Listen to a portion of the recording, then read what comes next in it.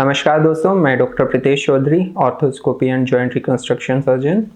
आज हम बात करेंगे स्लेप टीयर के बारे में। स्लेप जैसे नाम से है SLAP, superior labral anterior posterior relation of biceps tendon.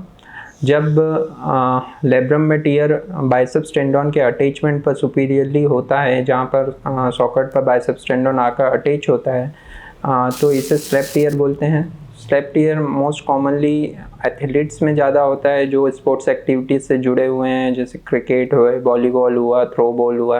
In athletes में जब भी थ्रो करते हैं तो रिपीटेड ट्रॉमास के कारण या जर्क के कारण या कोई दूसरा ट्रॉमा लग जाए पेशेंट्स को, तो उसके कारण जो चोट लगती है उसके कारण ये स्लेप टीयर हो सकता है। स्लेप टीयर में अब अगर हम बात करें सिम्टम्स की, तो स्लेप टीयर में डीप पेन, शोल्डर में अंदर ही अंदर बहुत पेन होता है, शोल्डर के पीछे की साइड पेन होता है। जब बाइसेप्स टेंडन इस स्लेप टीयर से अटैच्ड हो जाता है या बाइसेप्स टेंडन में कोई चोट आती है तो शोल्डर के आगे की साइड भी पेन आने लग जाता है। इसके अलावा थ्रोइंग मोमेंट में, जो भी फेंकने वाले मोमेंट्स हैं उसमें पेन आता है। उसमें आर्म्स में बहुत वीकनेस लगती है, जैसे डेड हो गया वो आर्म, इस टाइप के सेंसेशंस आते हैं। क्लिकिंग साउंड्स आते हैं, पॉपिंग साउंड आते हैं, जैसे लॉकिंग हो रही है इस टाइप का लगने लग जाता है। और सीवियर पेन होता है, वीकनेस बहुत ज़्यादा आर्म्स में लगने लग जाती है।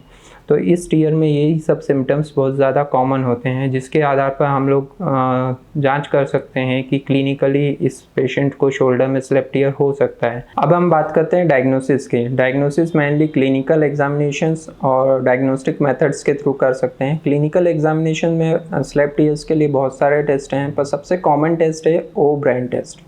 ओ ब्रेन टेस्ट में हम हाथ को 90 डिग्री के करीब उठाते हैं, थोड़ा सा अंदर की साइड लेकर के आते हैं, उसे प्रोनेट करते हैं जिसमें कि अंगूठा नीचे की साइड दिखने लग जाता है। और जब भी एग्जामिनर हमारे हाथ को नीचे की साइड, ज़मीन की साइड धक्का देता है डाउनवर्ड्स, और हम उसको रेजिस्ट करते हैं, अगर ऐसा करने पर हमारे कंधे पे पेन आता है, और जब हम फिर इसको सुपाइनेट करते हैं, जब अंगूठा ऊपर की साइड करते हैं और ये पेन चला जाता है, तो ये इंडिकेट करता है कि हमें स्लेप टीयर हो गया है। इसके अलावा हम डायग्नोस्टिक टेस्ट के थ्रू भी, जैसे MRI वगैरह के थ्रू भी इसका डायग्नोसिस बना सकते हैं स्लेप टीयर का। अब हम बात करते हैं स्लेप टीयर की स्टेजेस की। स्टेजेस मेनली 4 टाइप की होती हैं। फर्स्ट स्टेज जहाँ पर कि बाइसेप्स टेंडन आकर अटैच होता है लेब्रम पर, वहाँ पर फ्राइंग होना चालू हो जाती है, मतलब लेब्रम उधड़ने लग जाता है। सेकेंड स्टेज जहाँ पर बाइसेप्स टेंडन अटैच होता है, वहाँ से डिटैचमेंट चालू होने लग जाता है, वो अपनी जगह से अवेल्स हो जाता है, खसकने लग जाता है, टीयर होने लग जाता है।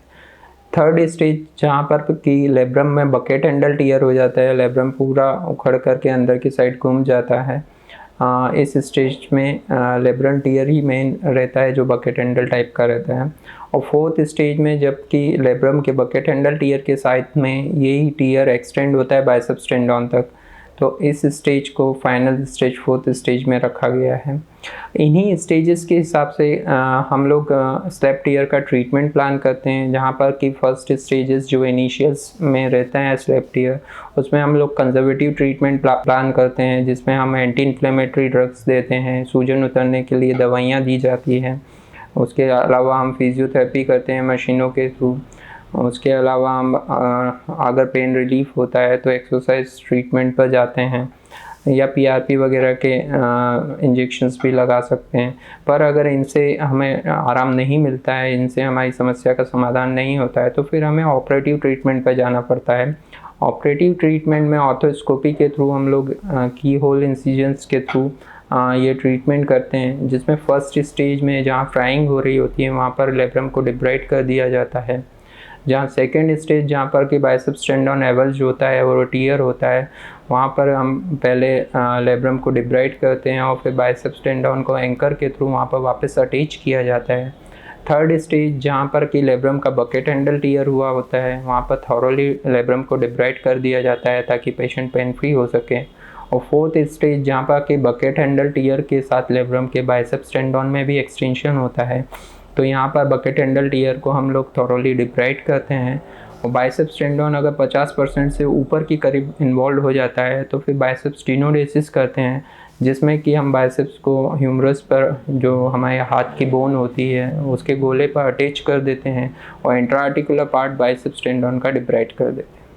तो इस तरीके से हम लोग स्लेप्ट ईयर का ट्रीटमेंट प्लान करते हैं और सर्जरी के बाद पेशेंट को रिहैब में डालते हैं ताकि वो प्रॉपरली एक्सरसाइज करके अपने मूवमेंट्स को जल्दी से गेन कर सकें। नमस्कार।